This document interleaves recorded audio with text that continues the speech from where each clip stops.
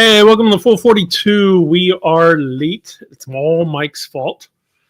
That's him right there.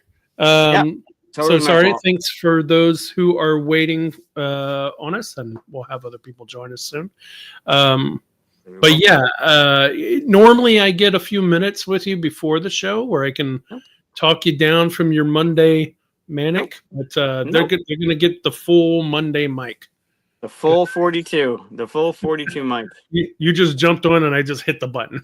There's a little bit of a gap there too, so I'm curious how much of the "we're going to get you raw tonight" was audible as the show went live too. That was Yeah, sometimes right before the intro video, they show us talking, which is annoying.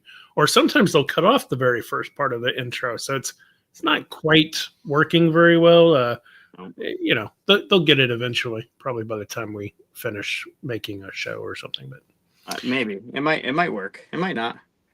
It's supposed to be a short one tonight. I got a lot of stuff to do. I'm traveling tomorrow. You're traveling Wednesday, right? Traveling Wednesday, yeah. Luca gets off the bus, and then I'm hopping in the car with Jason from Hachette, and we're hopping down. Cool. So we're traveling to PaxU. If you're going to be there, come see us. 2842 Cardboard Alchemy booth. Come say hi. I'll be there in the afternoon. Mike will be there most of the time. Technically, the schedule is afternoon, 2 o'clock on. But for those that know me and how conventions work, especially when it's important, I won't leave the booth, so I'll most likely be there the majority of the time. Also, it's good. It's better for me to not have to leave the booth, because me out of my cage at conventions is normally not a good thing. So it's good that I'll drag you away a few times. We'll go have some lunch or something. We'll do something. Sure. I mean, I'm very much looking forward to that. So yeah, it'll be the first time you and I are at a con together. In fact, we're sharing a room, which is just before the show, I was like, why am I spending my last night talking to Mike? I'm just going to see him in a few days and have to share a room with him. So yeah, so this might be the last show, depending on how well that goes, right? Yeah, depending on how you are as a roomie, you might be watching the end of the full 42. Yeah. I could be horrible. I don't know. I've never had a room with myself. Yeah, I'm sure if you had a room with yourself, you'd probably be your own worst enemy, right? Or your best, because I know exactly what to do. I've had to room with a lot of people for cons and stuff, so I kind of have my own little, this is my side of the sink. Right. You get that side of the sink. This is my bed. You get that bed. It's almost like a implied split, but you don't have to say it. Are you in hotels? Are you the window bed or are you the closer to the door bed? I don't care. Okay. I leave it up to the other person. The only time I actually care is whenever the air conditioner is underneath the window, because I like to feel the air. I don't have to, but if the other person doesn't care, I'll take the one closer to the air conditioner. The loud noise doesn't bother me. So yeah. Gotcha. Good. That's good to know. Wayne. Hey, Wayne. Hey, everyone. I haven't even checked to see who's chatting. Good to see everybody. Yeah, I mean, even better that you and I know each other so well that I'll just be able to tell you, like, shut up, I'm taking this. Or yeah, absolutely. And also, again, it might be the last show, is what we're saying. You, after 5 years of doing this, you probably just have the skill of tuning me out because you don't listen to me anyway. So you don't have to tell me to shut up. You just won't listen to me. So Pretty sure I was born with that skill. Great. I'm glad. I'm happy I helped you fine tune that skill. So we're doing a weird thing. We've never done this before. They ask me anything or ask us anything. Yeah, it's a really. It does not feel. It feels weird to be live on a show and not have anything prepped. Right there was no research. There was no top five. We kind of talked about something we wanted to do, which we'll keep. But with the travel this week, this to your credit, this did make sense to have a short one and just open it up for some questions. I mean, we're 5 years into this and we have people watching. So if anybody, and we had some good questions online already too. Yeah. I wrote them down so we can address those. Some of them are silly. Some of them are one of the questions. I don't know if you saw this or not, because I posted in what's that group called? It's like a board game designers group on Facebook. Mm. And one of the questions is like a novel long. It's like, woo, big. And I want to address that one because it was a cool designer question kind of thing. But I won't read the whole thing, but I'll surmise it. Yeah. So we'll go over some questions and stuff. Doesn't have to be a lot because, like I said, we got a lot of stuff to do. I still haven't packed, so. Yeah, and you have one less day, so. Oh, that's a good question from Nix. Yeah. Well, should we do announcements and Luca painting before we dive into questions? We can do Luca painting. I mean, our announcements are probably. Oh. Well, we kind of do have something. Yeah, there's something to show off. Well, yeah, like on the show, the link I sent you earlier. Oh, right. Yes, of course. Right. Yeah. We can talk. I did get permission to talk about it. We don't have permission, or I can check my email to see if he actually said yes or no before I do the thing. Well, I mean, it's not it's public information, right? No, it's not. It's not published. Oh, okay. Well, then it's about to be public information. The link isn't published. Like, we'll show it off. Like, before you show it, I guess you got to make sure like the link isn't copyable or they can see the URL. I did not get an answer. Do that. I don't know if it's possible. Yeah, I don't actually think I can do that. I think you'd be able to see the URL. You would? I think so.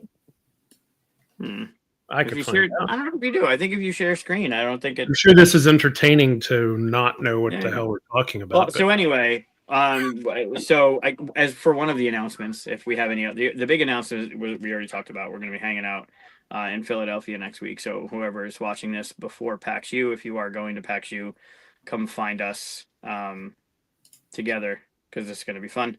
The other thing is we got an email today from AJ from Van Ryder, and tomorrow, like as a preview page, tomorrow the pre-orders for Tales and Myth and Legend goes live, and the page looks great. There's a bunch of videos on how to play and how the phases work and stuff like that, but the gameplay videos are not up yet, and it's not public. But I did ask the page. I mean, I just did. Can I show the page? Because I just did. Yeah. Okay.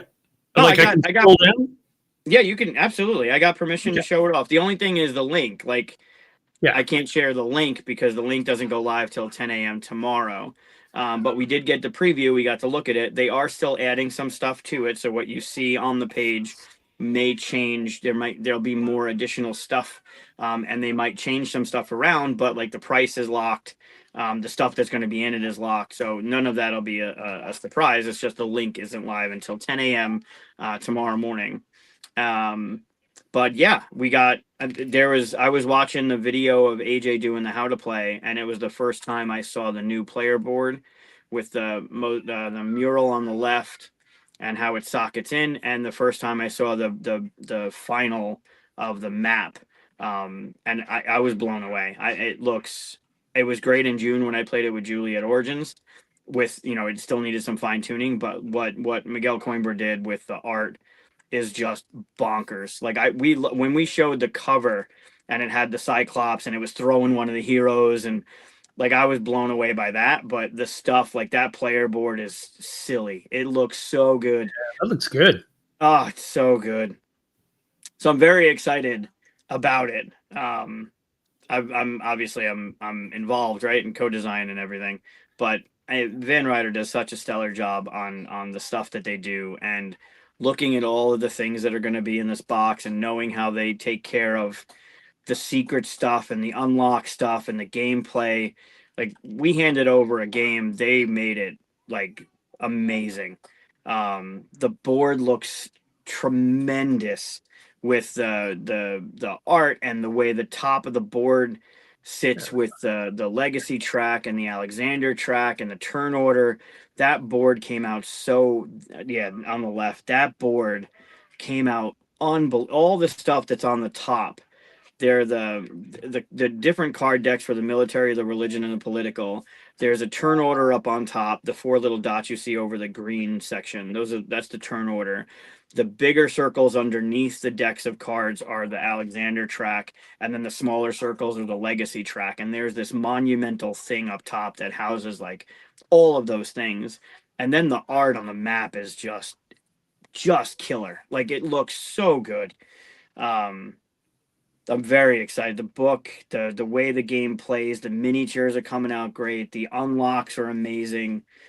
They're sending a copy up, so I'm hoping to get my hands on a pre-production copy of all of this stuff, so I can talk more about it. But it's, I mean, I'm proud of it, and I'm definitely biased, but it's gonna rock, man. It's gonna be so good.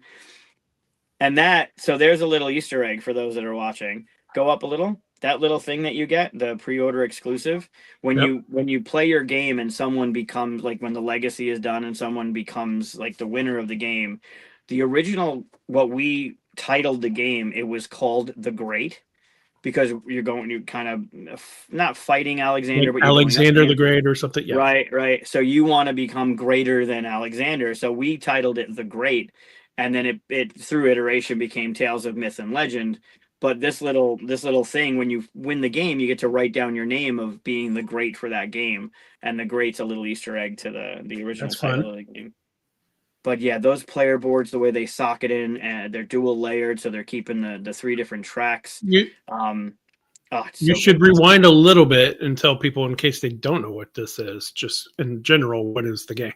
Sure, yeah. So it's a narrative game, based in Greek mythology. A little bit of creative license in creating some of this stuff with the cities and the encounters, but it's Greek mythology. You are a character. Alexander is known, going through the country, causing chaos, and you assume the role of one of these characters. And in narrative fashion, you're going to go to a city, go to a location, and you're going to have an encounter. At the city locations, you can have a military. Some of them, not all of them have these, but you can have a military encounter, military focused, maybe not necessarily a military encounter, religious encounter, and a political encounter. And your objective is to grow your military, political, and religious track on the bottom of your player board, because when you have an encounter, depending on how high, it might ask you for your military rank. And if you're, 4 or less, you're going to read this narrative. And if you're 5 to 8, you're going to read this narrative. And obviously, you don't know. And then you go to another city, and there are these threads you can start to pull on that are sometimes character based, sometimes story driven. Sometimes you hear a little rumbling of this box that's causing some stir, or you might hear about these people that went missing and stone statues appeared in their honor or something. And you'll pick up on a couple things, and then you go there because you heard rumblings of a city, and you go to the city and you find the box, or you go to the city and you find the gorgons or whatever it is. And then there's this book of 200 and something pages, and depending on where you are and what you're doing, you're gonna read a narrative, and things are gonna happen. There is some dice. There's some fate dice and some hero dice that you might roll that can go in your favor. Yeah, those things there that might add to your ability. They might detract. There might be an auto fail. Like it could affect the story, as it goes. But then there's also these on your player board, a mural on the left, that while you're having these interactions, and say you're the prophet, in the book there might be this icon next to a narrative that's specifically tied to your story. And if you can find those narratives, you end up getting these pieces that you put on the left side of your character board that create a mural for your story in the game. So that left side there you'll see there's two pieces on the left side of the top part of the board. There's two pieces of three of the murals, and you'll actually have this end game story, like, of what you did. And then on the right side of that, your character card, there are, I think, 3 or 5, I forget, or somewhere between 3 and 5 of these characters that have abilities that you can pick for your game. So even that can change. And then depending on where you're having your encounter and what your levels are when you have that encounter, those can change. So it really has I mean, it's just the idea was to make Tales of Arabian Nights playable. Like to give it a story, right? Because we love that game, but it was just so arbitrary what was going on. And both Julie from Van Ryder and AJ from Van Ryder, they are tremendous Greek mythology fans. They love the lore, they love the myth. So when we worked on this, we knew like it's in the right hands because look what they've done with all of their titles, right? Even like Final Girl is just phenomenal, and the production value of those magnetic boxes and the minis and the story and the envelopes, like everything about what they do is just great. And this is just, it's pretty bonkers. There's no stretch goals. There's no unlocks. There's everything is in the game. It just, it's a $10 discount for pre-ordering it. You get that little great thing you can sign. There's a lot going for this one, and the art is That's just, cool. it's just amazing. But yeah, on the page it tells you there's the how to play, the setup. Like AJ takes you through the setup, so you can kind of see. He shows everything that's in the box, all of the envelopes, all of the unlock envelopes that are in there. There's a ton. The unlock boxes, um, and then he goes through setup, so you kind of see everything that's in the main setup of the main board with the cards and the bits, and then he goes through player setup with all the stuff that you have as a player. Then goes through the phases and how movement works. Movement's super chill. You have 4 cards, and you either stay in you stay in your location, stay in your region, move to an adjacent region, or move anywhere on the board. And based on what you play, everyone will play a card face down, literally 1, 2, or 3, or 4. You play a card face down, and when everyone's done, you flip it over. Whoever has the lowest, like the 1, would go first. And strategically, it's funny because Keith stopped by today, and I was talking to him about this. Strategically, you might play the 4 not because you want to go across the country, but because somebody's in your spot Mm. and you want to go there, and you unless they play the 1 and stay there, you're hoping they're going to move off their spot, or you don't want to be in this area anymore and you want to go over to Persia, but it's like 3 moves, so you play the 4, hop over there. So even movements like kind of streamlined. You don't have to count, you don't have movement points, you just play a card and go. That'll affect turn order, and then you go in turn order and read some stories, and then things are going to happen, your tracks are going to move up. um, Nice. there's some things in this game, like I can't wait for the first person to find the thing that like, well, there's two things that are going to be these Don't moments. spoil stuff. I don't want to, but there are 2 moments, 2 things that there's a ton of things that can be unlocked, but there are 2 that I'm super stoked about, and I can't wait for those people to find it. I know it's eventually going to come out. Someone will take a picture, but I can't wait for those people to get through the narrative, have the narrative, do the unlock thing, and them to just lose their minds because it's it's Nice. tremendous. It's really great. That's cool. Yeah. No, it looks great, man.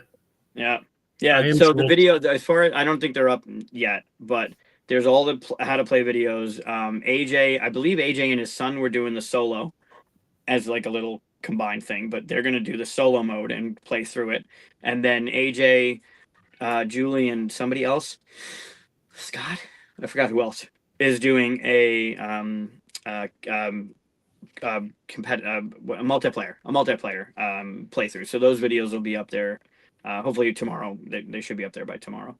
But yeah, I can't wait for this one. I mean, it's just the mini that goes along with that line, and like it's amazing. It looks so good. That's awesome. Yeah, I can't wait. I'm definitely in on day one. Looking forward to it. Tomorrow's And day it's one. weird. It's not a campaign, so there's no like I said, stretch goals or whatever. It's literally they're making this game, and you get it at a discount, and you get that little Greek thing, the great thing that you can sign off as like a pre-order bonus, and it'll be live for a couple months. But yeah, like even that, like when I saw the email today and I went through this for the first time, that board looks so much different and unbelievable based on what June looked like. And then that map, I mean, if you can look in on that map, like go to the page and click on something the map is just gorgeous. It's so beautiful. Everything that's on the top there was on the bottom in like just this linear kind of track, and it looked fine. Like it was pretty and it was okay, but like looking at that, like it is gorgeous. Very excited. Very cool. Yeah, tomorrow, you said 10 a.m. Eastern? 10 a.m. real time. Yep, normal time. For you. Yeah, so we'll put the link in there tomorrow so you can get it here. But obviously you could just go to GameFound and find it on their front page probably. So yeah, the old link for the first time they launched the campaign is there, so you can go and look at some of the stuff, which the majority of it is here anyway. What they had originally were 2 like expansion boxes of stuff. That's in the game. It's still the same stuff, but it's in the game now. There's no expansion boxes you need to worry about. So it'll show off a lot of the stuff that's still in there, but the page, it presents it better. The videos are going to show you how the gameplay works.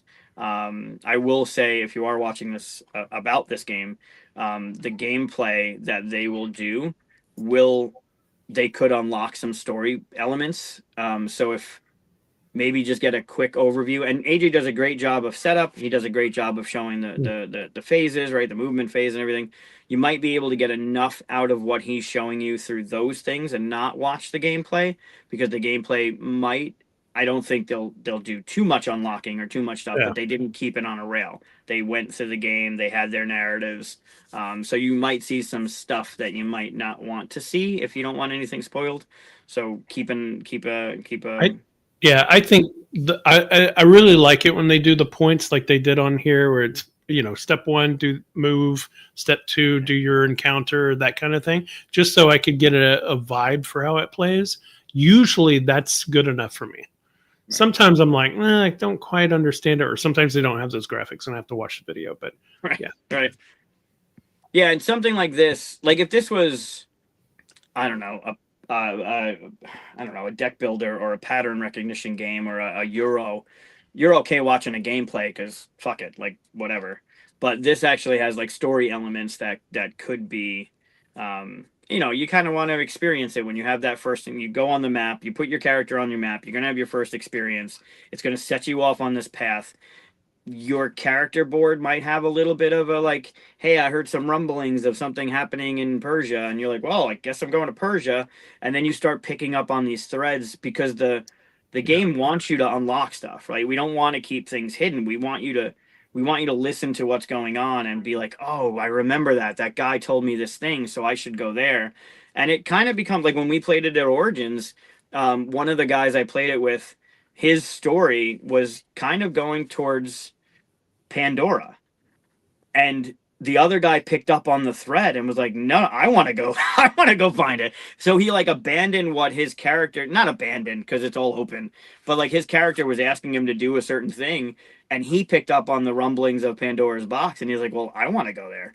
And then he ended up like that's finding funny. It's pretty great. I'm biased, but I'm excited about the game because it's been so far removed from when we created the story that like I do remember some stuff. But when I was playing with Julie, I came across a bazaar and there were these 2 things on this table and I can choose one or the other. And if you know the story, you know what to pick. And I forgot the story and I picked the wrong thing. And it was all like, I was revisiting it again. It was really fun.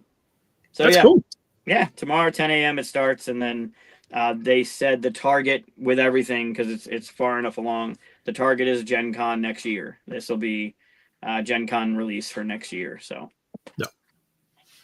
nice. Well, congratulations, man! It looks awesome. It's beautiful. The art's just amazing. That the first time we saw it, the first time I saw that cover. And then I was like, you saw it and you saw the 3 heroes and you're like, this is epic. And then you looked a little closer and that Cyclops was grabbing one of the heroes and you see the shield falling. Like he just knocked it out of the park. So, yeah. It's happening. So that's a great announcement. Other than the fact that we'll be at PAX Cardboard Alchemy booth, come see us. I don't have any other announcements. Yeah, come play. Come check out Flamecraft Duels. Get it, buy it, love it, all that stuff. I wanted to play it Yoda.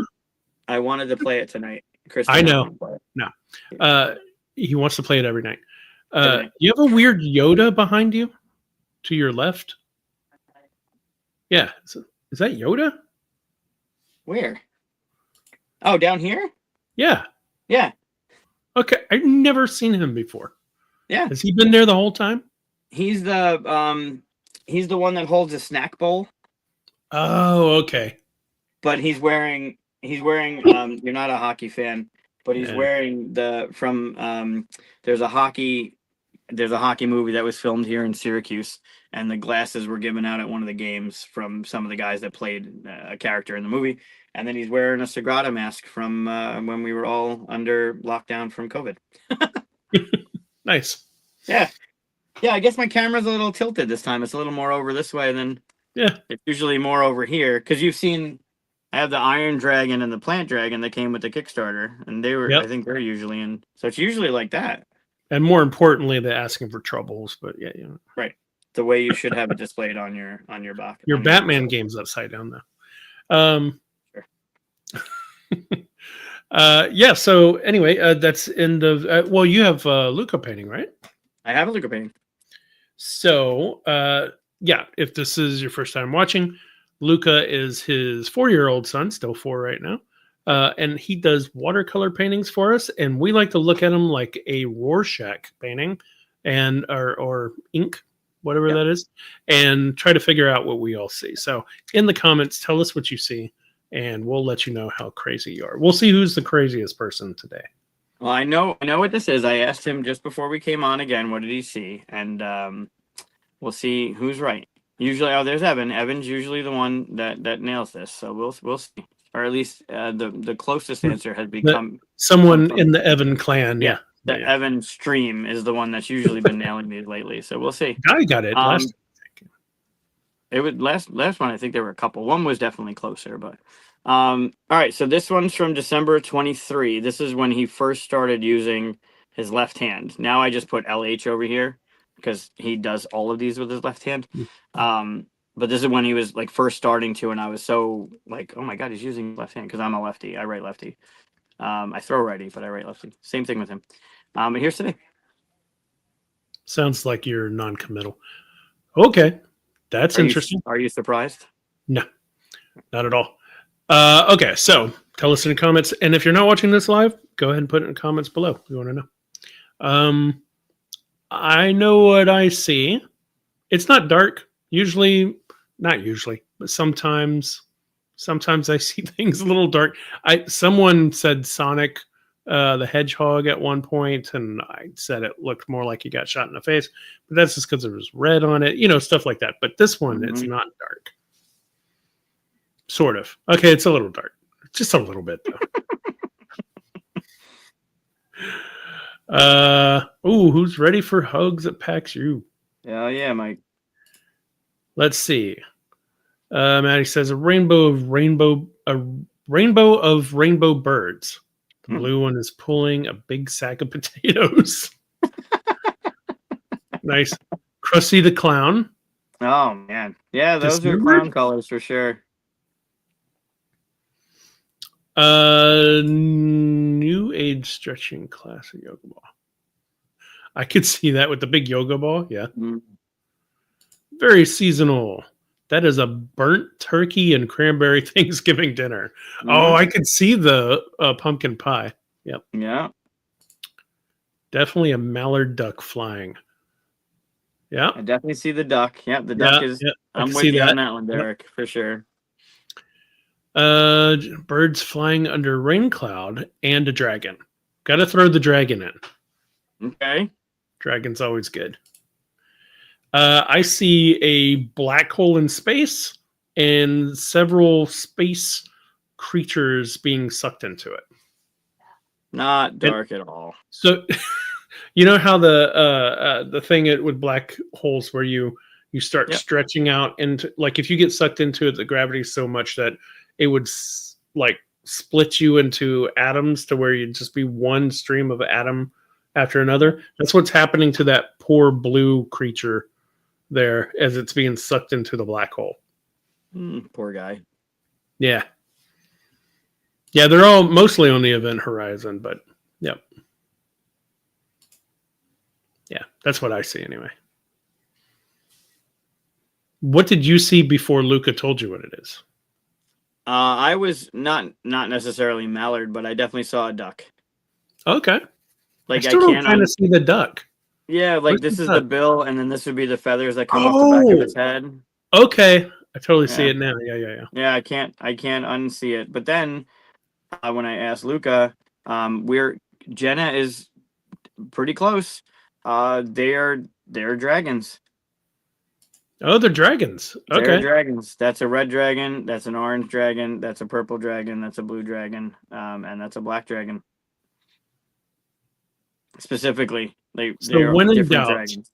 say dragon. Dragons. Cookie Monster, Elmo, Ernie. Yep.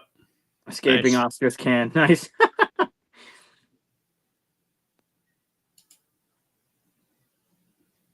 Very That's cool. fun. Yeah. I Mark, can't unsee the duck though. I'm with Derek on this one. I see the duck. Hmm. Yeah. Mark It was another I win don't for the Evan clan. the red yeah, another point for them. The red, I couldn't necessarily under like explain what the red is for the duck, but I see a duck head. So Severed duck head. I don't want to go dark with that though. So yeah, this Pokemon is food. December. There's always Pokemon in every single one. Yep. Yeah, usually you can make something out of these, a Pokemon out of every one of these. A duck is a duck without a bill. Oh. Okay. Oh, okay. Maybe like the duck Yeah, is flying or something. I see the duck. I see that as the duck bill. Interesting. Nice. Draw some dragons. Can't go wrong with dragons. Yep. Awesome. Dragons are pretty great. Yeah, that was good. I like it. I thought it was nice. I would love for a. I don't even know if there really is any credence to the whole. What do you see from the ink blotches or whatever like that? But for it almost feels like tea leaves reading, right? But it's kind of like you read the tea leaves, and I'll tell you how messed up you are by what you see in the tea leaves, right? Right. I would love someone who does that though to actually go through all the different stuff and just be like, yeah, you got a problem with something because you see this every time, and it'd be interesting. Yeah, there's a common thread, right? You can find over time you find a common thread of what you see. Yeah. Probably not. They'll probably just ask me why I keep seeing severed heads. I don't It's because he keeps putting red blotches down at the bottom of everything, and everything's a face. Sure. I mean, that makes sense. I'm fine. I'm not weird. Yeah. Oh yeah, not gonna see you. 100%.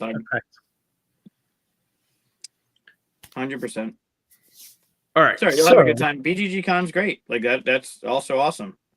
I see the Aldi's been posting a bunch of stuff from. Yeah, I'll miss BGG Con. I love that con. It's one of my favorite. It's probably my favorite, not counting the Gathering, which is kind of a unique situation. But yeah, I mean, 5 days of gaming, and I've never been to QsCon, so can't say that yet. Yeah, not yet. Purple. That's how you describe a dragon. Purple. Yeah, PAX is going to be weird, right? It's a fun con. It's nice to talk to people. It's not as a hustle bustle as the other ones, but I'm really curious. Overall, I'm really curious how it's going to be. It's always weird being close to Christmas because people are thinking about Christmas and gifts, not about themselves for the most part. But now it's before Thanksgiving. Cool. So it might be outside that.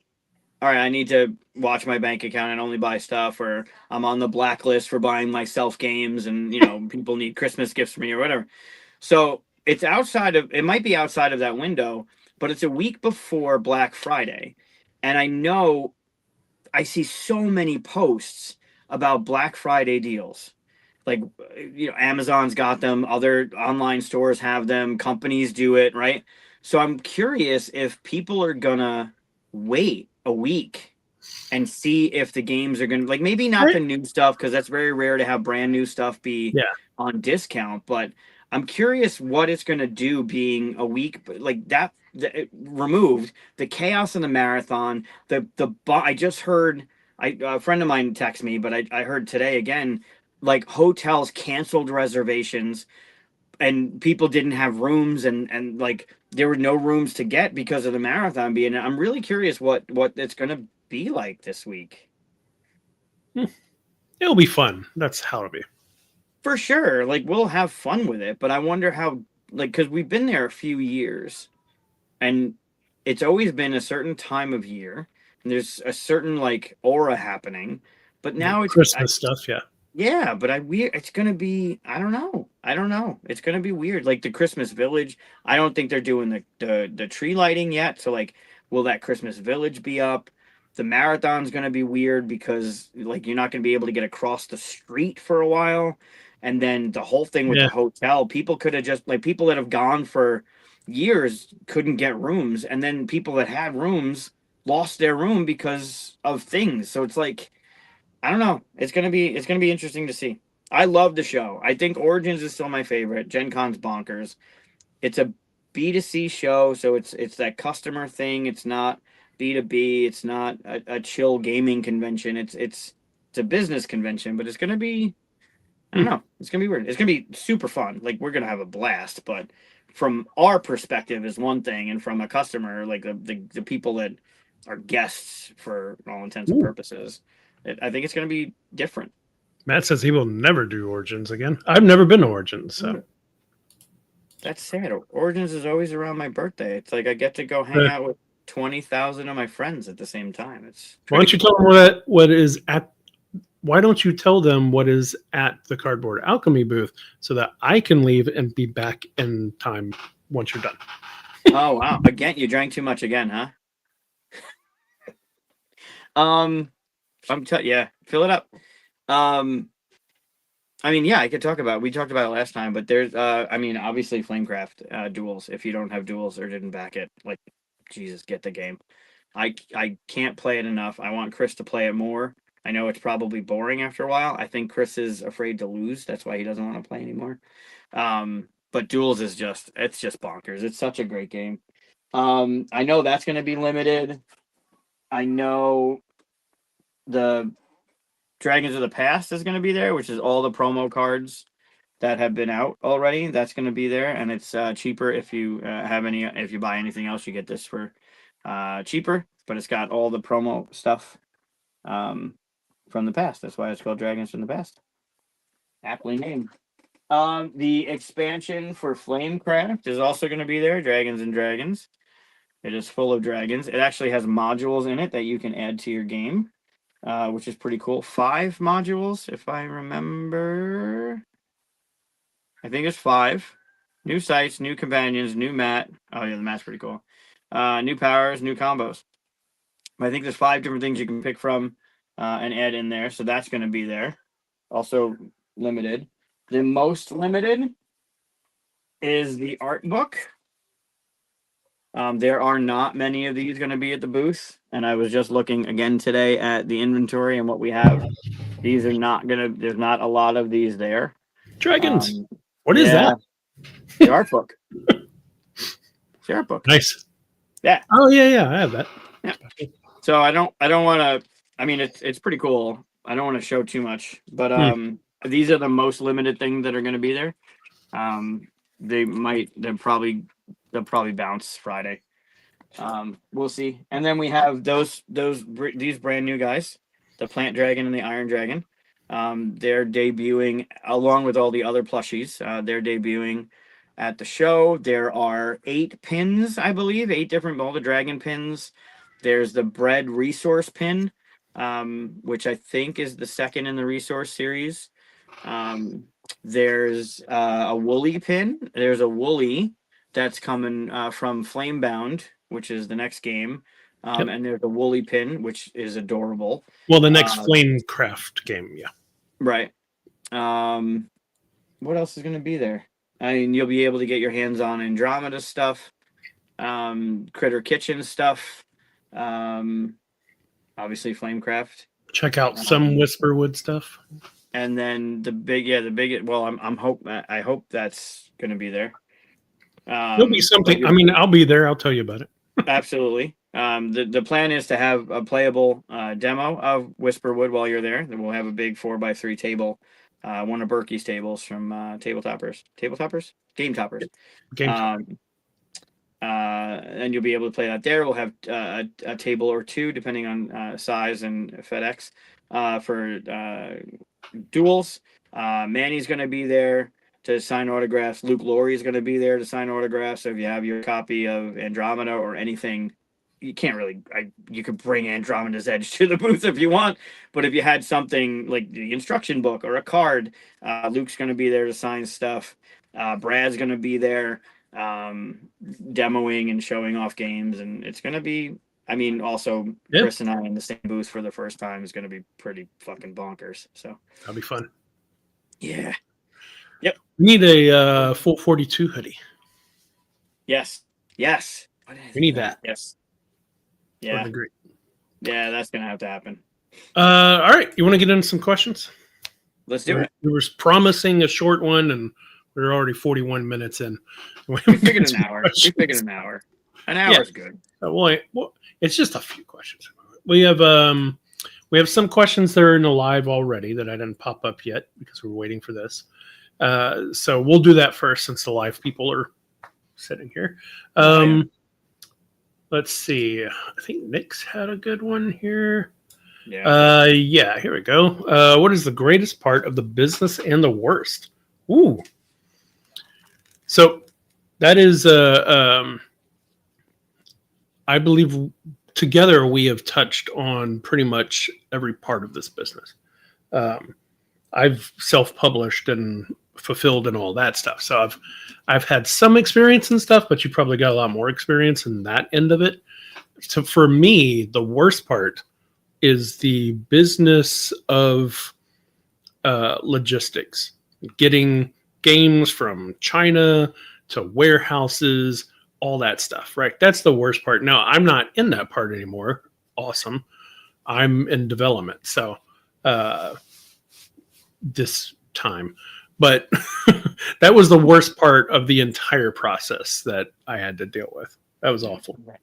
And it's way more work than you think it is. So much work. It's like a full-time job to get it done. It's insane. So that's the worst for me. What's the worst for you? It is not fun. It also depends on the level of stuff you're shipping, right? How many containers you got to book and how many cartons, and there's so much more than just, can you ship it to here? And I was doing it before the whole bad pandemic. Yeah. Absolute chaos, right? Like even with 3WS, we had a container that was scheduled to be delivered at a certain time. It was delayed over a week, which ended up causing more shit to happen because of water levels in the Panama Canal. And it's like, you can't plan for that, right? It's just like you do all the stuff, you dot your I's, and all of a sudden it's like, your boat's stuck because there's no water to get it through the. Like it's just you can't plan. We're doing that now we had a window to get something to the con, and it had to be there by the 14th, which was Friday, and the thing got held up in customs for reasons, and it didn't make it by Friday, and we're worried that it wasn't going to show up to the show at all. So like getting things to where they need to be and all the things it touches along the way, never mind container shortages and them jumping up from $6,000 to $30,000 within 10 months.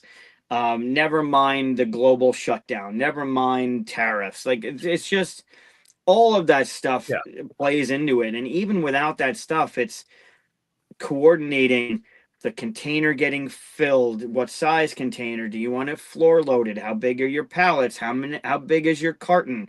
How many things in a carton? How many cartons can you fit on a pallet? Then you're going to get it here. And if it's floor loaded, it's got to be repalletized. And there's so many things that go along. If you like that stuff, that's the worst. Oh, it is. It's brutal. It's brutal. So is that also your answer? Logistics? No, I love it. What? No, I can't stand.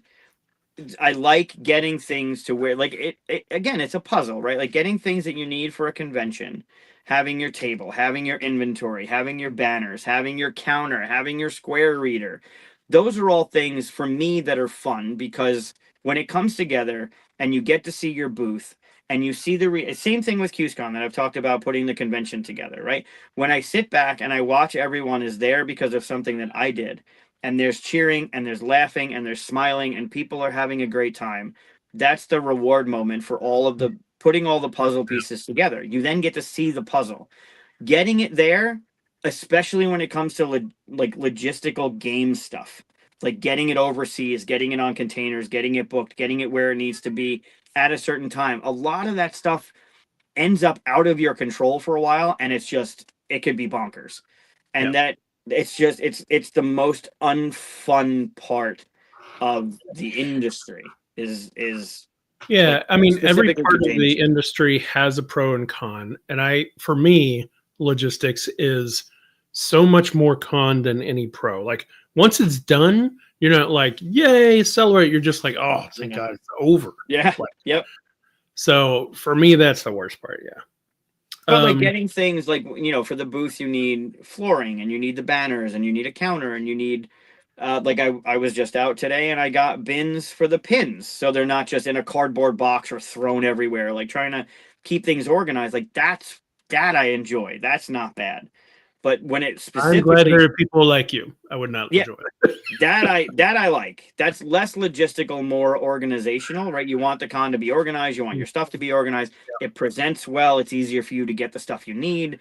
When it comes to games, even manufacturing, like project managing and getting quotes back and forth and figuring out components, like that can be a nightmare sometimes too. But getting the game when it's done onto a ship and getting it here and getting it to fulfillment houses and getting it to a warehouse, and that is all, it's just a nightmare. On a top level, very high level, not top level, high level regard, I've always said creating a game is what I love to do. Selling the game is what I hate to do. Yeah. So I could, and all of that, logistics, even creating booths and stuff like you're doing, that's not my jam. I like making the game, testing the game, playing the game. Right. And then once it goes off to print, that's when all the bad stuff starts happening. You got to deal with. Luckily, that's not my job anymore. I don't have to do it. It's awesome. Right. Yeah. Yeah. It can be it's rewarding and it can be fine, but it seems like once it's that the pebble in a pond, right? Once you create a ripple, it has such an effect down the line where you can, and this happens to companies. You saw it at Gen Con last year. You miss a convention because of one thing, being a day late on an email or not reading or not answering or not doing, like it can cause, like, fine now, but later on you're like, well, we missed it by a week, or you miss it by 3 days, or whatever it is. Like we've seen it happen. We saw it at Origins, we saw it at Gen Con. Like it's just, and that could be, you can chalk that up to the state of the world and the inconsistencies and the tariffs and whatever. But it happens. It's happened before this year. It's a thing that happens. One little thing can go wrong, and you miss an entire convention, which can put a company out. So I know your answer to what's the best part of the business, because it's technically. I mean, it's my answer too. So I'm going to let you do yours, and then I'll do my favorite. But absolutely not. I want you to your tell favorite. me. Your favorite and my favorite thing is the people we work with. Oh, it's the people in the business. You've said it before. Yeah. And I've worked in video game culture. I've worked minor, like just for a year and stuff like that. But I've been in other cultures, business cultures, all that stuff. There's nothing better than this industry. And I know people there have been, experiences where people have had bad experiences in the industry, but could be in this one. And I might not be in a position maybe to have those bad experiences. But from everything the people that I know and I've chosen to work with and be around and stuff, they're all great people. They care about you. They care about, the people that are playing their games. And that's kind of why, I think, because to last in this industry, you have to really love making board games and playing board games and spending time with people who play board games. And you can't do that over and over and over again without all those good people rubbing off on you in a way. If that's a better way to explain it. Being around other people and different people and all that stuff always makes you a better person. So this industry kind of helps build people up. Doesn't mean we don't have bad eggs sometimes, but I've been lucky enough to where I haven't, I haven't been in working relationships for the most part with most of them. I have seen it. I have seen some bad eggs, bad actors, whatever you want to say.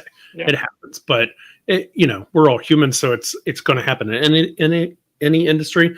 But by far, I mean, any other industry is not this great to work with. I'll take it on one side of the curtain. Yes, the people that we get to work with, the majority of them are stellar. They are some of the, like you said, lift people up. They want others to succeed. They want other people to do well. That's not to say everyone. It's definitely not 100%. There are some shitbags out there. There are stories. There are firsthand, like I've seen it. But this industry tends to work itself through that. We don't need to put on blast someone for being a shithead. We talk internally about that person being a shithead, and that person doesn't. Like they kind of it's a small industry, and those people don't last too long, right? Yeah. But on the other side of the curtain, like it's I say it all the time. I'm extremely lucky to know the people that I know. Like before we got on, I got an email from Richard Lanius. It still blows my mind. My name is on a game with him, but like. Every now and then we check in, like, how you doing? How's the family? How are the kids? Like, I get Richard asking me how the kids are doing. Lose my mind when that happens. I'll never get over it. On this side, I'm extremely lucky to know the people that I know, right? I just am. On the other side of the curtain, being in the hobby, not necessarily in the industry, the people that are in the hobby, that go to these conventions, that go to game nights, go to QSCon, go to local conventions, go to my Tuesday nights. Watch this show, which all of them.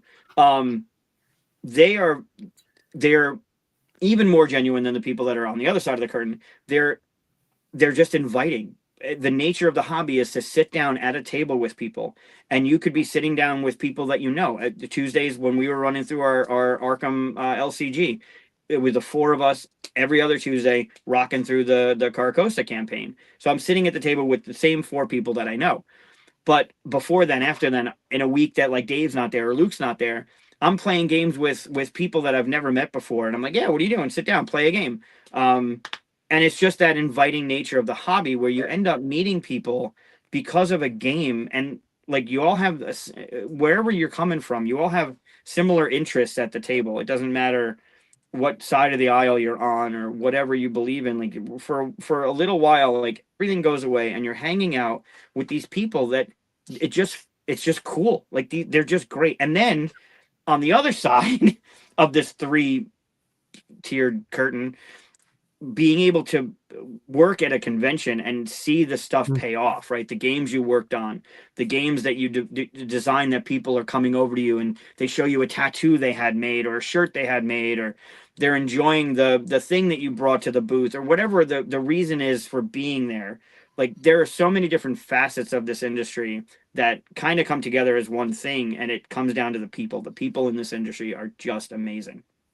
Most of the people in this industry, not everyone. Yeah, but most of the people in this industry. It comes down to what you were saying. It's the nature of the industry itself that kind of makes everybody work together as community. So yeah. Yep. All right. This one's Whisperwood questions. I like those.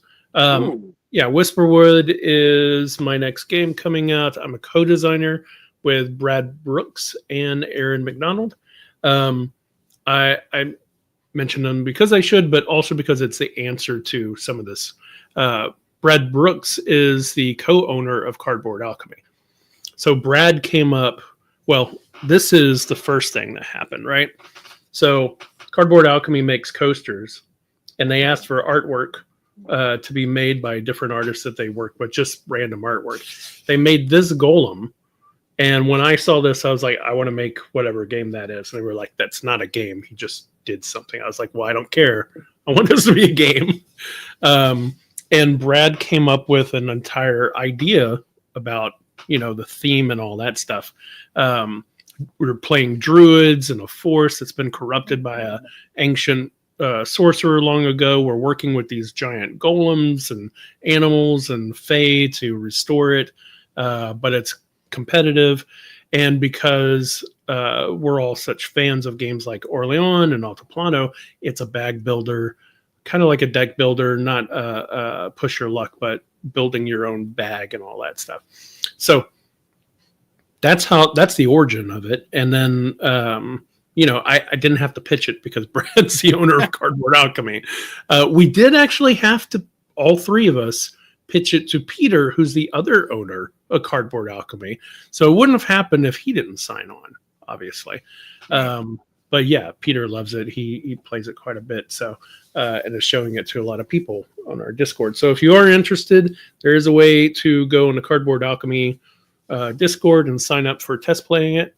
And Luke Laurie, designer, is working for Cardboard Alchemy as well, and he's the developer. So, get to play with him probably, or Peter. So, yeah, go check that out. Thanks for asking. It's really interesting because I had similar with the Tales of Myth and Legend with Van Ryder. I found out that AJ was a huge Greek nut, and he wanted a game similar to Tales of Arabian Nights, but in Greek mythology. And at the time, I'm hanging out with Bobby and Keith, and we were doing the design classroom, or Keith and I were, and Bobby was helping as like a guest judge and whatever. And I found out about it, and I talked to Bobby, and I knew Keith's background is in antiquities. Like he's a huge That's he cool. just knows all of that stuff. So I was like, so wait a minute. I know a person that's looking for a game. I know we can do the game. Let's just do the game. And it was built for with Van Ryder in mind when we started coming up with the concept of how the game would play.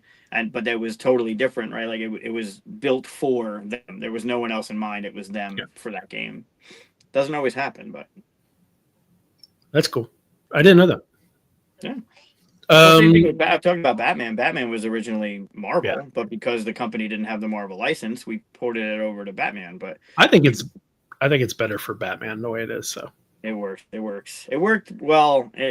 Avengers. One day I'll break out the original. I'll show that'd be interesting. Sam, hi Sam. Hey, Sam. What do you do when you're feeling the sting of not being able to attend a show?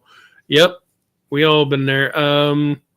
I usually ignore social media during the show, at least for the weekend, because that's the heaviest time. And instead, I grab my partner, Aaron. I try to get friends together and have game days during the weekend. I have my own convention kind of thing.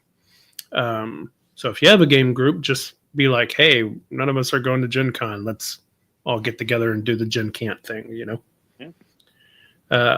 But yeah, if I can't, whatever it is, I try to not look at all the posts and stuff, honestly. Yeah. I just don't want the FOMO. What do you do? It happens. I tend to stay away from social media to begin with. I'm on there enough for QsCon, but I don't really. I'll see Daryl Andrews at all the conventions and want to be there. And Daryl's pictures. Oh man, I'll see Daryl at a convention I'm at, and he's having more fun than me. Yeah, stop doing that. And he's always Daryl's great. He goes to the good food places. He's fun to be around. Yeah. But yeah, there's really. It's you can't do everything, and it comes to the realization that it's just not going to happen, and there's it hurts. Shows you can't make. Yeah. The best thing to do is you have, lucky enough to have all these games. So if I'm not at a convention, I'm learning a game. I try and learn within a week. I try and average learning a new game or watching how a game is played to one a day. So when the convention comes up in a weekend and I'm not going, which I've been very lucky over the past 10 years, 8 years maybe, to be able to go to them like every year. It's just more games. I want to duck my head into more games. And then like with something like Essen, which is like just a dream, I'll watch the live stuff. Like I'll when Board Game Geek was live from there and they had people coming to the table and Yeah. Like, it was just like that live stream that they did before they cut up the video. They had a live stream. That's where I found a lot of like the Fragor game stuff from the Lamont brothers, like Spellbound and Spellbound. Yeah, Spellbound. I thought I said it wrong because of Flamebound.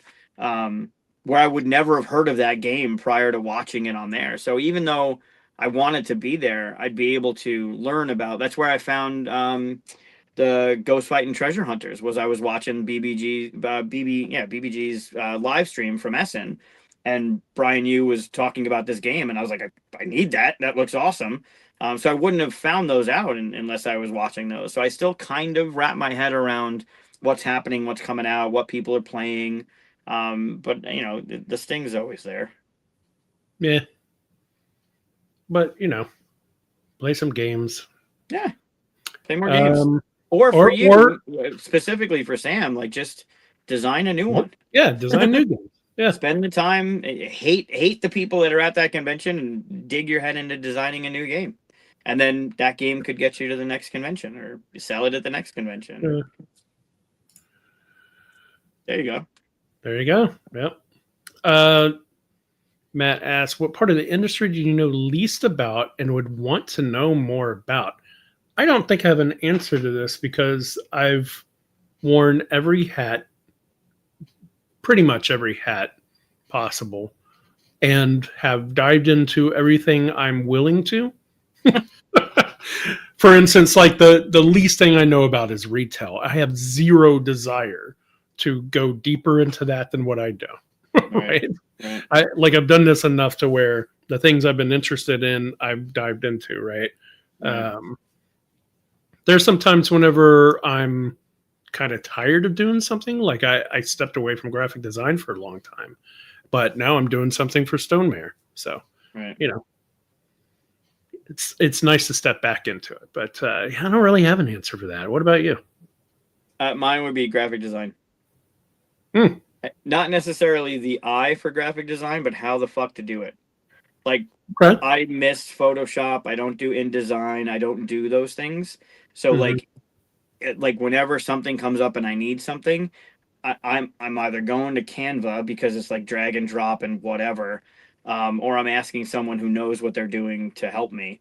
I would rather know how to do it. Right, I'd rather figure out like the concept is there, the layering and moving things around. Like I get it, but like being able to dive into one of those programs and actually create this logo, right? Like do that thing. That is, I know the least about that, and that's of all the hats that I've worn throughout. That's the thing I want to know more about, or at least learn how to do it. Right there, you go, man. That was queued up. And okay. if you queued that up just to like promote this, that excellently done. That was good. Yeah. So Matt was talking. That's why I'm late. I was late tonight. Matt and I were talking about how to bring that into the story. Okay. Yeah, so, yeah. Perfect. Perfectly done. Oh, that's good. Huh. I can janky mail merge. Well, let me know when that is, Matt. Yeah, that's actually pretty interesting. But it does say a design retreat for non-designers, so I might not be able to go. For probably non-graphic designers, I imagine. Being funny. It's okay. Let's see. We have other questions. So I alluded to this question. We got a big, giant question. I'm not going to read the entire thing, but I'll surmise it for you. So the question from Nathan was, there are strategy games, think like war games, but also like, Andromeda's Edge or Dwellings or something like that, where this is a design question. So the idea is that you use strategy to figure out, okay, I'm going to go over here. I'm going to take this many troops, or I'm going to place my ship in this area, use all this strategy. And then they have these mechanisms where it's just like roll dice and see what happens, right? Is that better? Or would it be better to have a mini game where you use your strategy stuff and then you get to how to, instead of rolling dice to figure out what happens for combat or whatever, instead you are playing a mini game that uses tactics or you're playing, like, imagine if you played a war game, and then whenever you got to your army versus their army, you paused that and went and played chess. And then whoever wins that won the battle. Something like that. Like, in other words, how do you design around the idea that you feel like you're in control until you roll dice and everything you planned fell apart? And what's your preference, basically? So it sounds like a design choice or a mechanism choice around strategy versus luck, right? Mm-hmm. So it depends. Ironically, mom's in town till we're going down for Thanksgiving, and she was talking about games, like designing games or whatever. And I will talk with anybody about designing games, like the concept and the ideas and bouncing ideas of what if this, what if, like, I'm a co-designer at heart. I want to work with somebody. I'd rather work with somebody than work alone.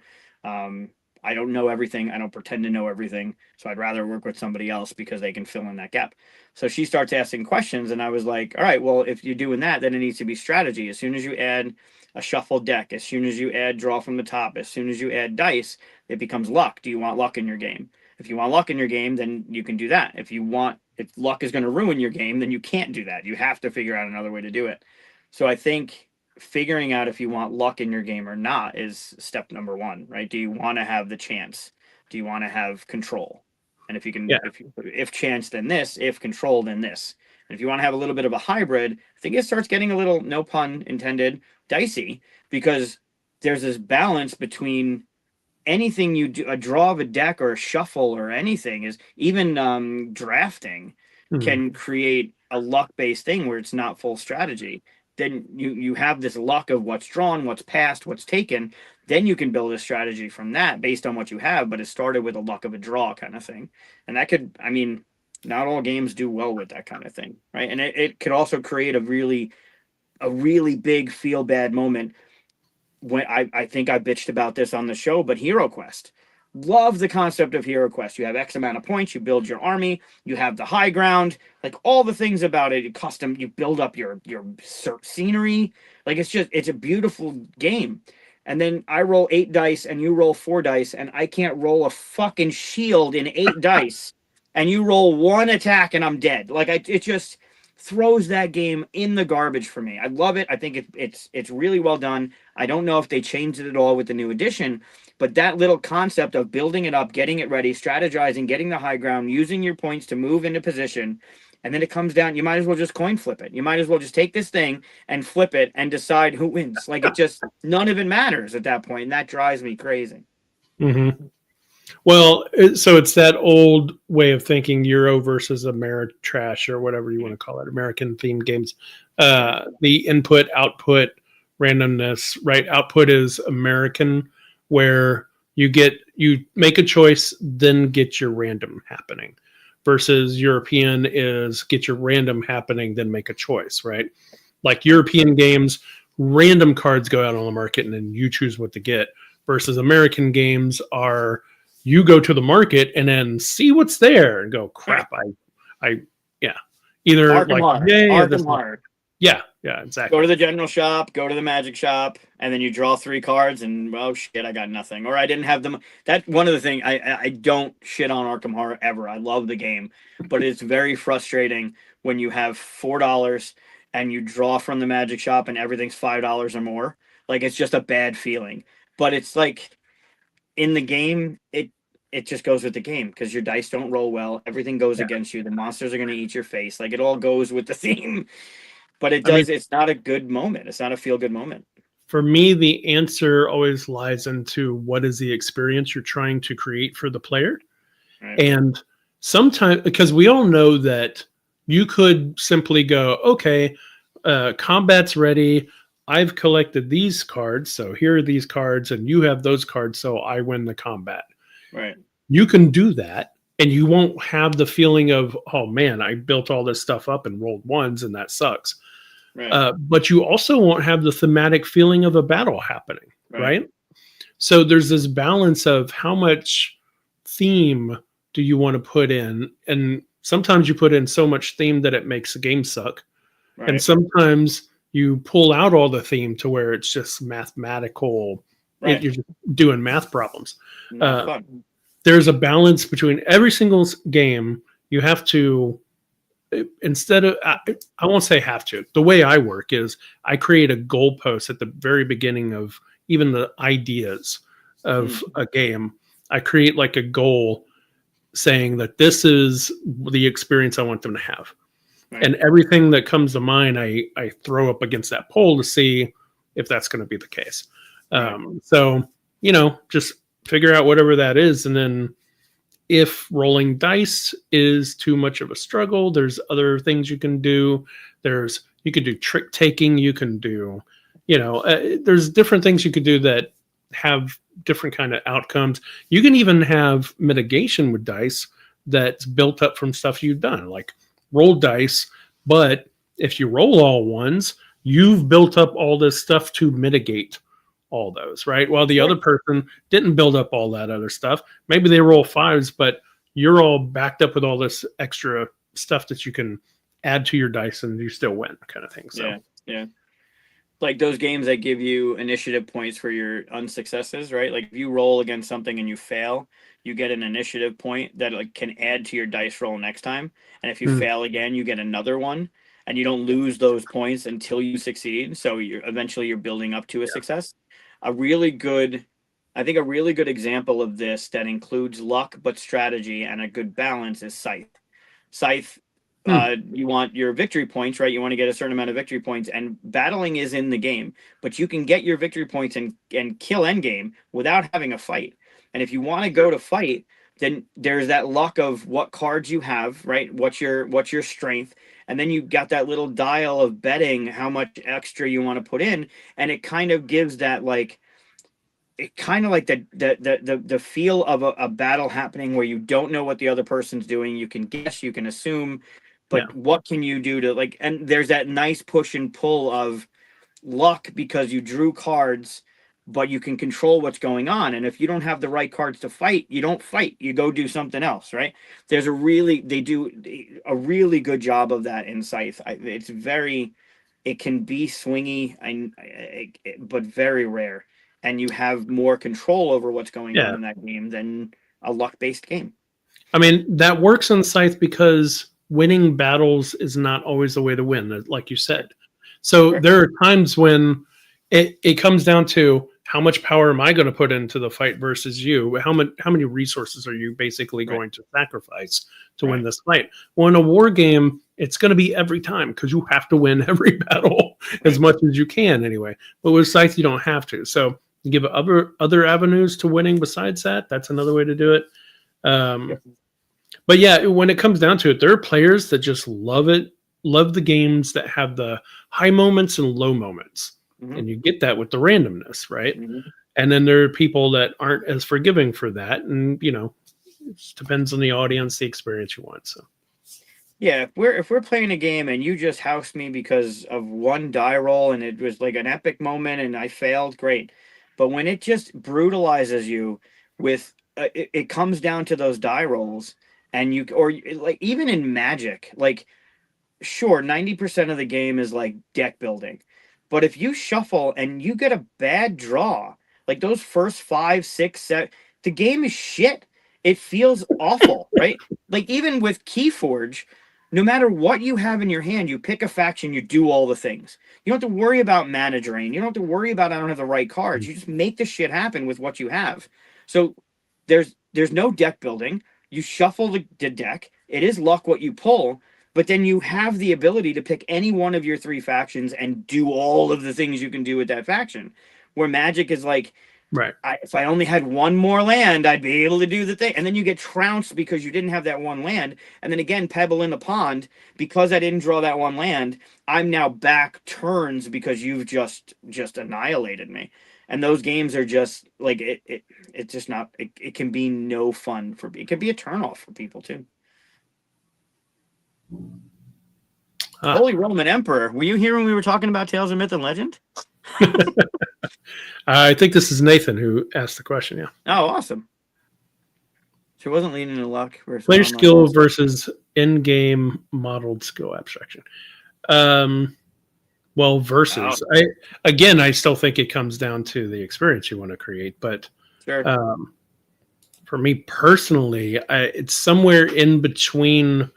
Like I wouldn't like the rolling of the dice and then just see what happens, Axis and Allies style, right? Um, Although I do like it in RPGs, like you mentioned, right? Yeah, in RPGs. Oh yeah. So, well, yeah, I think so. At the 24-hour event, the fundraiser we did last weekend, I told you I got to play 2 games of Mansions of Madness. One was epically long because of me talking to everybody, and one was fairly decent, like normal size game. And in the game, you come across a kind of like a riddle, not a riddle, but a puzzle, and you have whatever your action points are for that turn. You have that many turns to solve it, right? And it's one of those like slide puzzles where you got to move shit out of the way to get the thing out. It's the And if you can do it, yeah. Yeah. So if you have whatever skill it was asking for, I forget what it was. If you have 4 in that skill, then you have 4 moves, and if you can get it done in 4 moves, cool. If you can't, that's your turn. Go through the mythos phase, come back to you. You got another 4 turns to solve it, and that thematically fits that game because you're an investigator. You're trying to solve a riddle. You're trying to solve a puzzle. I would say throw that if you're doing RPGs, throw this into the game and have them like do a codex where they got to use a word to unlock and get a thing. Like that is super thematic. It can feel bad if like we help each other in that game because it's co-op, but technically if it's my puzzle and I'm down this hallway and you're in a different room, you shouldn't give any sort of opinion on what I should move and where. I should be able to do it. And that could feel really frustrating if that person is having a struggle with solving that puzzle. That might not be a good moment for them unless it's open to some sort of mitigation or some sort of help. Like if there's 2 people, you let them collaborate or something. But I do love the idea of having that be in a game because it ends up being more thematic, right? In Mansions, it makes sense to have some sort of puzzles in there for someone to try and figure out, to get a key, to get a code, to get a clue, whatever.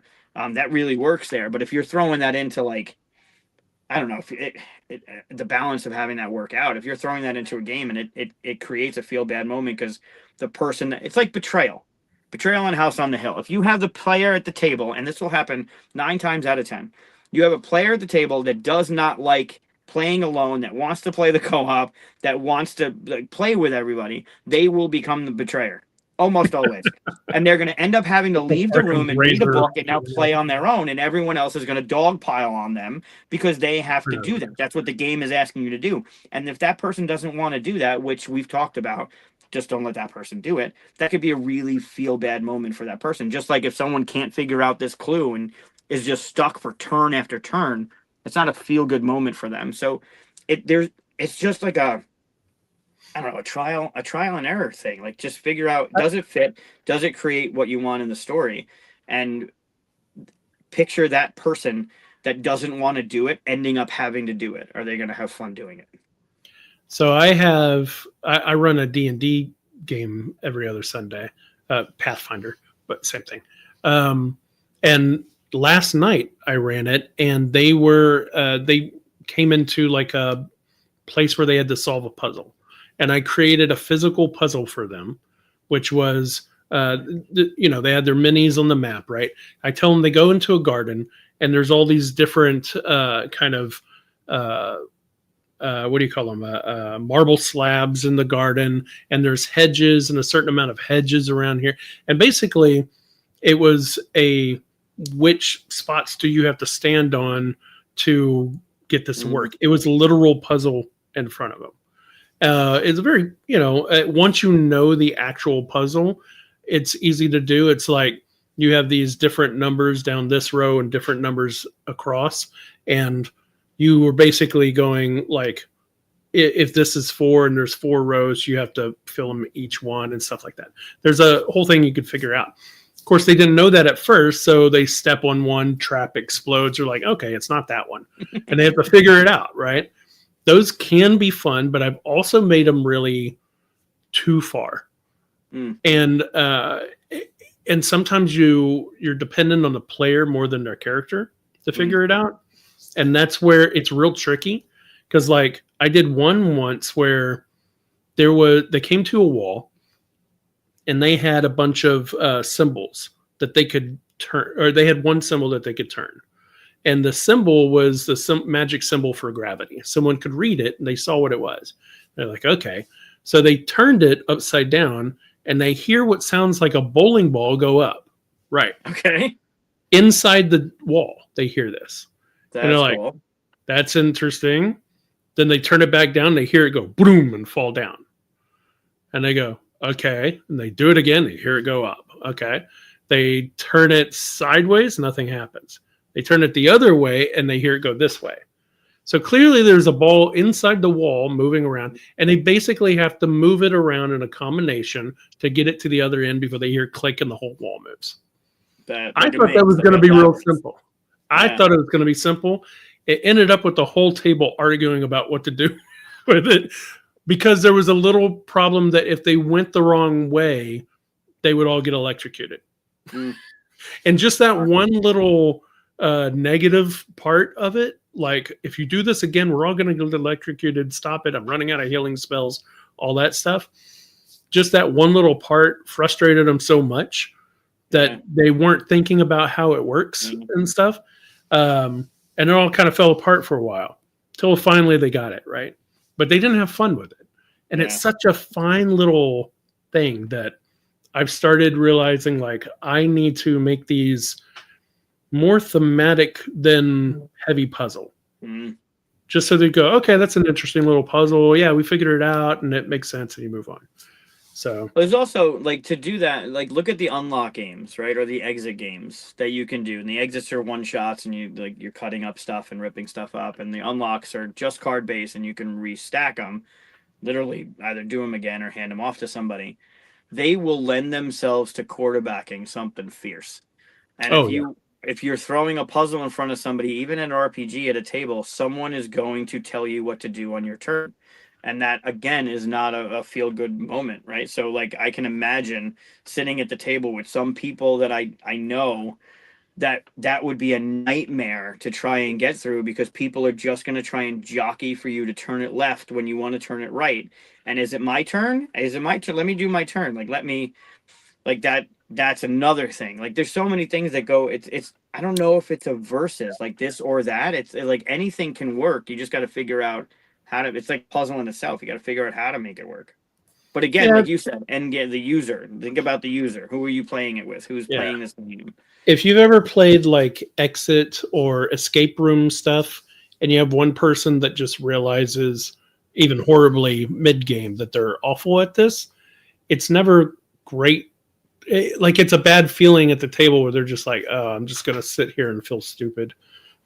Like, you don't want that kind of thing. So you have to figure out a way to get everybody involved to where I like the users, because like in RPGs, each one of them had to stand on, or at least they had to pick who was going to stand on those. And they had to use their skills to withstand the traps that happen if they pick the wrong one. So they're like, you should do it because of this. And then a different trap happens. They're like, ooh, maybe that should have been you to do it and stuff. So you give people at least something to look at and try to figure out. Yeah. I don't think we answered this question. I think it's a good question. I don't know. I just don't know. Right. Like, there's so many things going into it. If it becomes so specific, you're making it for one type, and it's just, it can be so closed, but there's no real way. I don't know. It just, it really, like, you would, I think you just gotta think about the experience. What do you want in the game? What do you want it to do? Right.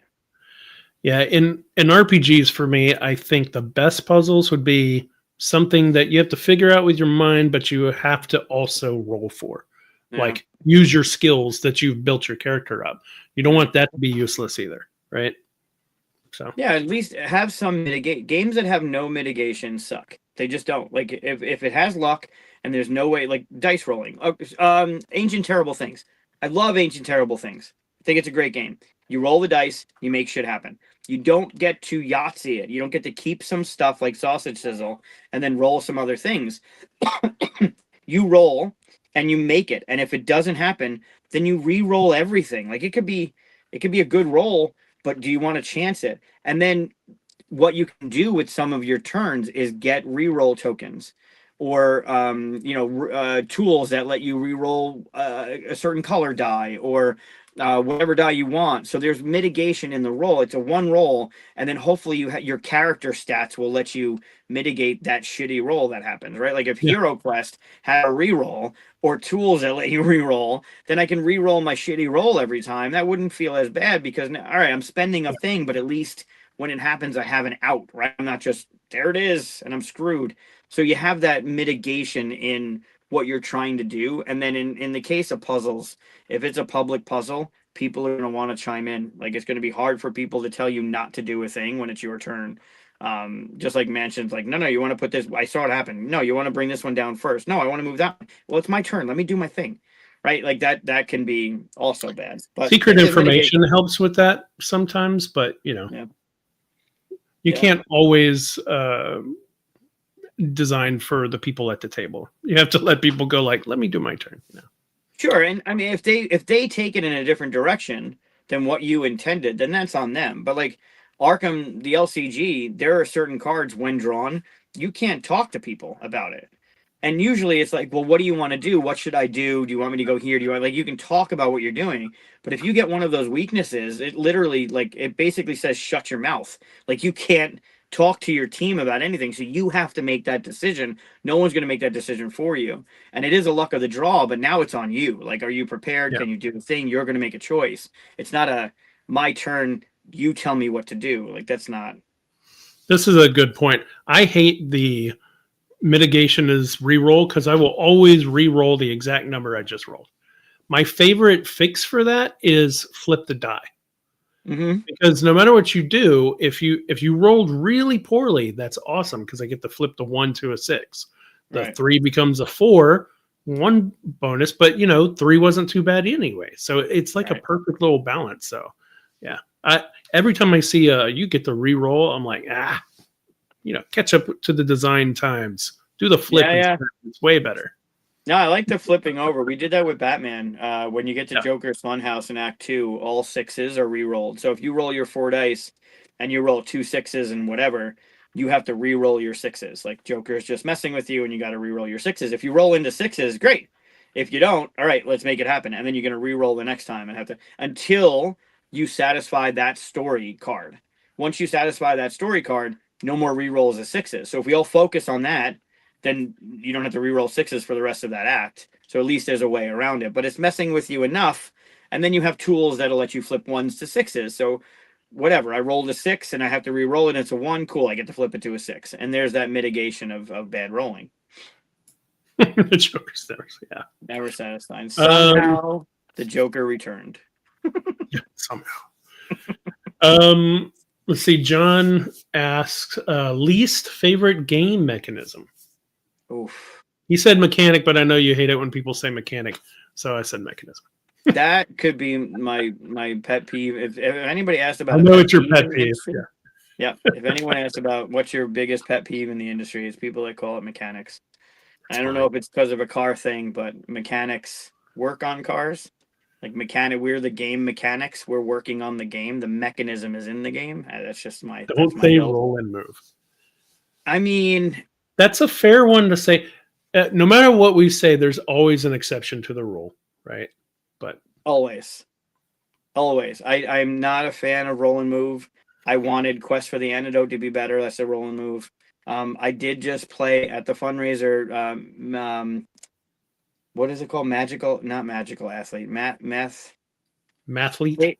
No. It's the next one by CMYK. They did Hot Streak, and then they just came out with Magical Athlete. Is it Magical Athlete? Is Dave and Di? I don't think they're watching anymore.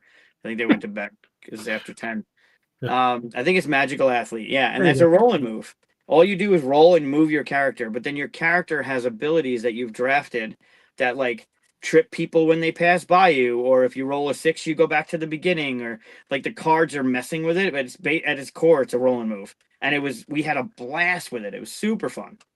So I would normally say roll and move, but I mean, in modern times, they're making it much more acceptable to have something because they're adding the fun factor to just the no choices, right? You have no choice. Hmm. Just roll and move. That's it. And then I landed on a slide. Great, thanks. This is awesome. I have two answers to this. I don't know which one to say. I don't know if I would say roll and move either. Dice flipping. Okay, one of mine. I'm going to say two. I don't care. One of mine is contested area control. I don't mind area control when it's the first person to get there. They got it. Okay, solidly. That's yours. That kind of thing. I don't mind area control when it's like a majority thing. Like at the end of the game, whoever has the majority. But what I don't like is mid-game it's contested. Okay, I did all this stuff to get it. Cool. And then you come along and go, no, I'm going to take all that from you. You've just erased all of my effort. And so like Scythe. No. I mean, Scythe, you have you can just walk to another spot. Yeah, but you literally get bounced from a hex. Like you're done. You need that. That's wood. One action, though. What I'm talking about, I spent 5 actions to get this whole thing, to get this spot. You saw me doing it. There's no reason for you to come over here. You got your area over there. But instead, someone could just go, I do this thing, and boom. My whole game, half my game or whatever, I spent all that time doing nothing. That sucks. I don't like it. So I don't like it, the tug of war of that.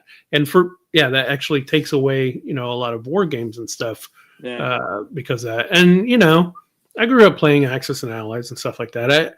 There's a part of me that still can enjoy it if I sign up for that. But when it's in other games, like if I'm going, I'm going to do a war game and I get in that mode, I'm fine with it. But for any other board game, whenever that's in there, it just puts a bad taste in my mouth. I don't like it. Yeah, I agree with you. Whenever you build up your turn and you get all these things and then someone just comes in and kicks you right in the balls, like that's not... Yeah. Especially like now you got to build up again while they're stronger and then you're just behind the 8 ball. And I think I know your number one. I know the one that you were struggling with. What do you think it is? Feed your workers. Yes. Stop making me do the dishes. I call it doing the dishes mechanism. Don't make half of my round be taking care of your taxes on me.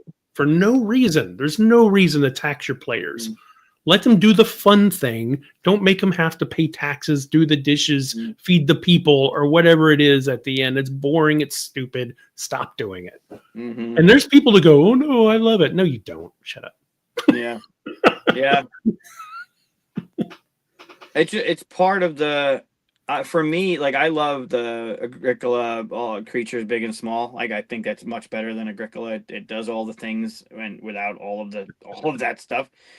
But I really did appreciate the idea that you had to feed your worker at the end. Like you have to eat. Like it's part of the game. So I accept it in the games that needs it. I accept it because thematically they're just workers and they need to eat. Like I get it, right? It's more theme, but it is kind of annoying. There are exceptions to the rule of everything I say. I really love Teotihuacan, and it has feed your people. Yeah. And it is a little hard to feed them sometimes.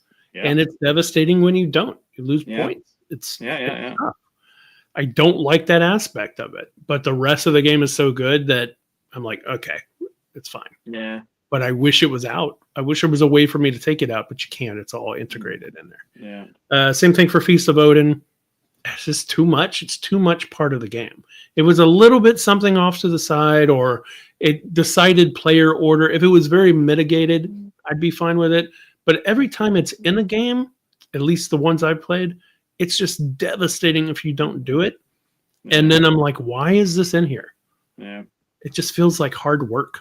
I don't want to do that. That's a good point. I like Evan's comment on Small World. Small World is a great example because you're not...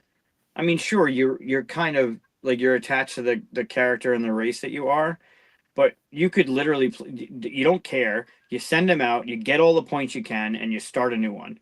Right? They're almost expendable characters in that game, and it doesn't suck as much. Where the hell? I just dropped it. There it is.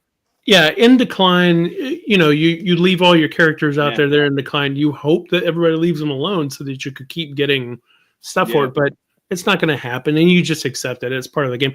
That's the same kind of idea that I have to get in my mindset. Oh, I'm going to play Small World, and this is part of it where you're taking over spots and they take over spots and stuff, and it's back and forth. That's just part of the game.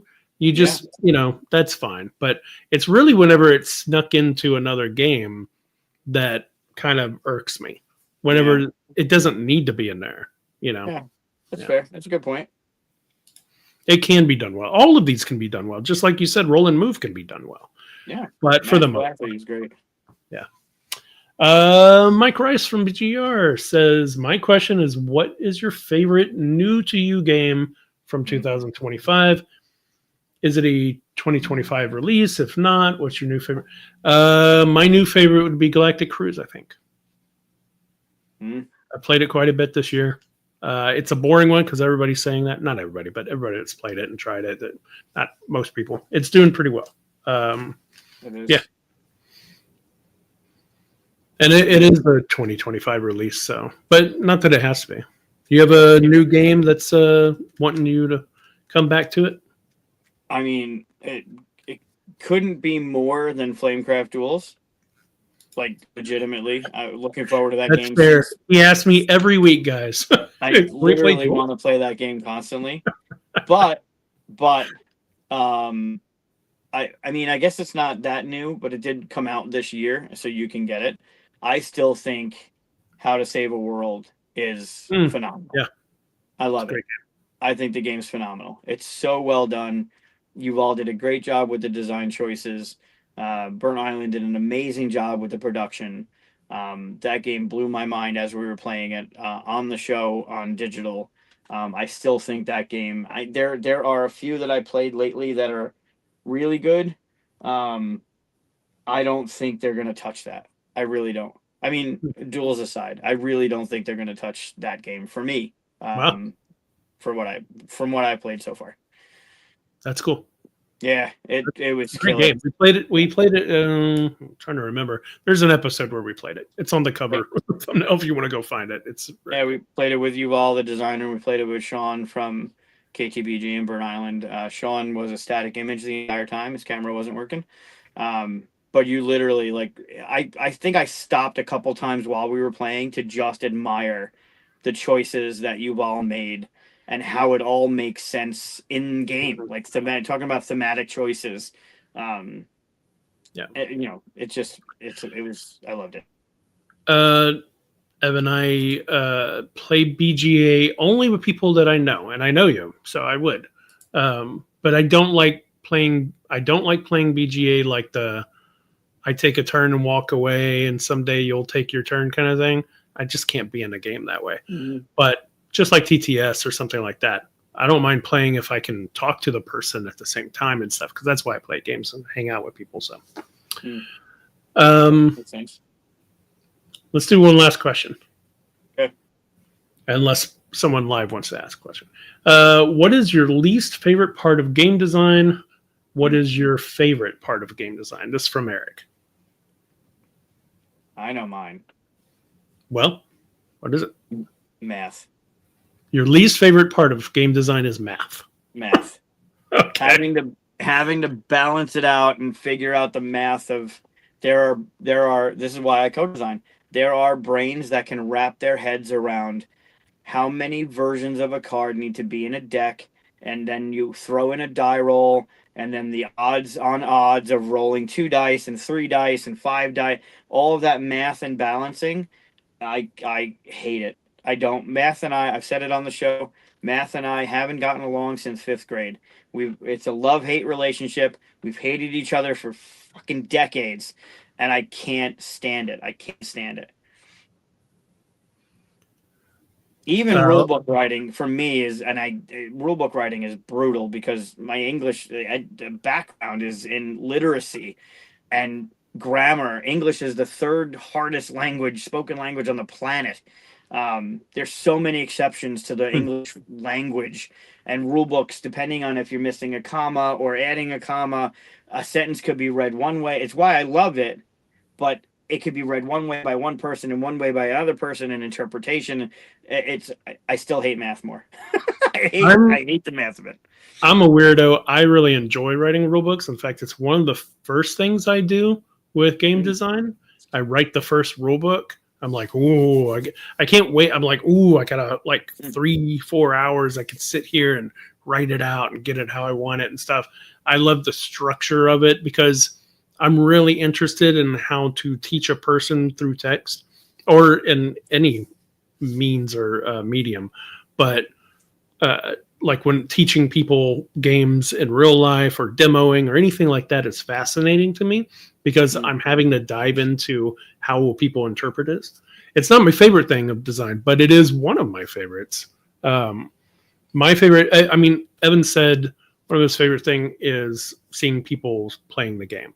And I didn't get that until after a published game, I saw people playing it and I was like, oh my God, look at them. They're enjoying the game. That's an amazing feeling. But that's so after the fact of design for me. Mm-hmm. Like that feels like, I mean, I do like enjoy people liking it for playtesting and stuff, but that kind of thing is like the result of design for me. So the process of design, what's my favorite part there is problem solving, obviously. I don't think you can do design if you don't enjoy the problem solving aspect of it, because that's, you know, you're not going to get to the end of it if you can't problem solve. But just the idea of, oh, this isn't working. Oh, this will work. That moment where you're like, wait, why don't we try this? And then it still doesn't work, but still the process of your brain trying to figure out, how can I fix this? How can I fix this? And that kind of stuff, that's my favorite part. Yeah. I agree. Yeah, I think the Eureka moments. Yep. The puzzle of it, right? Getting it all to work together, right? And then when you have a play test internally before it goes blind play testing or group play testing, when you're trying to figure out, does it work? All right, well, what if we did this? And then you do it and it works. That's awesome. Yeah. My least favorite thing about the process of game design is making that prototype. I hate it. The first prototype that I should say, because the first one is writing on cards, writing on paper, putting it on the paper. Like that process is what blocks me from making so many games. Because I come up with ideas all the time, write them down in notebooks. Oh, cool. We need to make a prototype of it. And then before I even get to that part, oh, another idea. And I write that down and I forgot, you know what I'm saying? Like that part is the slowing down for me. It stops the whole process for me. If I was like a millionaire and wanted to continue doing the stuff, I would hire someone just to be my prototype monkey. Like, you get a full-time job, but anytime I say, hey, I got an idea, you got to be right there making a prototype. That's right. Your one job. I would love that. I would have so many games designed by that. But that's what blocks me, is making that physical prototype. That's fun. Oh, I hate it. It's frustrating, but it's fun because that's part of the joy of it. Like getting it on the table and having it function and having it work. Like in your head, like on paper, every year the Yankees should win the World Series. Like they have a stacked team, and on paper they look great. Then you get it to the table or put them on the field, and it's like, well, this sucks, that sucks, and they have so many holes in their defense. Getting the idea in your head of this game, that's great, but having it on the table with functional pieces, whether it's stick figures on index cards, like having it out there and playing it and seeing like proof of concept stuff, like that's the fun. I like that. Playing it once it's done is fun. Sure. But making it is not for me. Nah, that's arts and crafts. I love that. I love it. I would used to go, when my neighbors introduced me to games, I would go over to their house. She would do craft shows occasionally, and I'd go over and watch a Knicks game, and they had a button maker. And I would sit there the entire game just doing this repetitive bullshit button making thing. And I loved it. I just, like a pig in shit, I enjoyed what was happening. Like, I love that stuff. Yeah, not for me. Yeah, give me crayons and scissors and paper. I'll cut all day. Alternatively, put me in front of a spreadsheet, and I'm just so happy. See, that's the balance, the math and the balance. I'm filling in when you get to make a formula. No. Like You put in all the stuff like, okay, this is how, this is Oh, the card numbering, this is the names and all that stuff. Oh, now I no. get to do formulas to calculate all that. Oh, that's awesome. Nope. Nope. I'm getting you for Christmas. I'm getting you that shirt. I've seen it on Facebook fucking constantly. It says, "Ooh, I think this needs a spreadsheet," and it's got the Excel like logo Yes. on it. It's a green ugly Yeah, Christmas sweater. Yeah, I'm getting that's you that great. thing. We can't have sweaters in Texas. It's a law. That's not true. You have at least a week where you freeze. Yeah, I don't even own a coat. You're in trouble. That's why you need this sweater. Actually, Mm. you're coming up on that time where you had the frost and you lost your internet. I think that was January, Was it February. January? Okay. That's Well, usually we're where coming our up on freeze. That's our 2 days of winter around there. So, Yeah, each other very well for. That's funny. but that's the thing. Okay. I mean, for me, I guess one of my joys of designing is working with Wayne's World someone. reference. That's ridiculous. Oh, what world? The Wayne's World. When his Oh, girlfriend gives him a gun rack. I don't yeah, even know a gun, let alone many guns, so it necessitates an entire that's rack. good. That's good. That is That's so. good. Yeah. Yeah, I missed that. Um, I do enjoy the concept making, right? The bouncing ideas off of each other, trying to figure out what would work and what wouldn't, being open to the things I don't know. But I do love co-design, and that's one of the reasons I don't want to do spreadsheets. You love spreadsheets. You don't want to do arts and crafts. I love arts and crafts. Like that's why I love this thing, because you get to work with someone who compliments you on the things you Sure. don't know and help them on the things they don't know. And that's, for me, that's where the brilliance happens. I love that part of it. Nice. All right. Well, there were a couple others, but they kind of blended in with those same questions, or we covered them and other things like that. Plus, we said we'd do a short one. It's been an hour and 45 minutes, so that's we'll make a short one someday. I don't think we've ever been under an hour, have we? That one 15-minute episode you had where you got uncomfortable being alone on the show. That was it. Yeah, that wasn't technically an episode, but Right. Yeah. All right. Well, we're gonna finish there. We're not going to have a show next week. Is that right? We said this last week. I will be home, so if your flight puts you in later, then maybe not. I will not be able to make it. Yeah, I did check that. So I won't be able to make it for that show. You can get on and answer more questions if you want, if you just want to talk to yourself. But I normally talk to myself. Yeah, we'll figure that out. Maybe we'll pop somebody on if you can't, or not have a show, because I might be exhausted from the show anyway. TBD if we'll be here next week, but we'll definitely be here the week after. And anyway, like, subscribe, all that stuff. Ask more questions in the comments. We'll come back and answer. If we don't answer any actual comments, we'll answer in the next episode, or maybe we'll do both. We'll do both. Both is good. Both is good. Yeah. All right. Thanks everybody for watching. Safe travels to PAX, back from PAX, all of that stuff. So. Or BGG. Or BGG, yes. Wherever you're heading. Or just to the grocery store. Safe travels to the grocery store. No, take the riskiest travel to the grocery store. Don't do that. That's a bad. Don't do that. Don't listen to me. Bye, everybody.